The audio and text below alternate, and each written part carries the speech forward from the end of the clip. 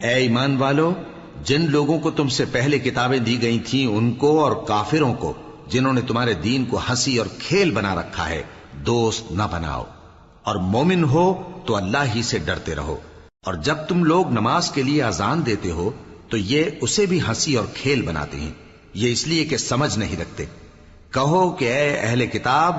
تم ہم میں برائی ہی کیا دیکھتے ہو، سوائے اس کے کہ ہم اللہ پر اور جو کتاب ہم پر نازل ہوئی اس پر اور جو کتابیں پہلے نازل ہوئیں ان سب پر ایمان لائے ہیں،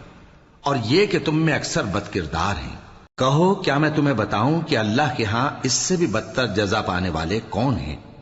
وہ لوگ ہیں جن پر اللہ نے لعنت کی اور جن پر وہ غضبناک ہوا، اور جن کو ان میں سے بندر اور سور بنا دیا، اور جنہوں نے شیطان کی پرستش کی، ایسے لوگوں کا برا ٹھکانہ ہے، اور وہ سیدھے رستے سے بہت دور ہیں۔ اور جب یہ لوگ تمہارے پاس آتے ہیں تو کہتے ہیں کہ ہم ایمان لے آئے،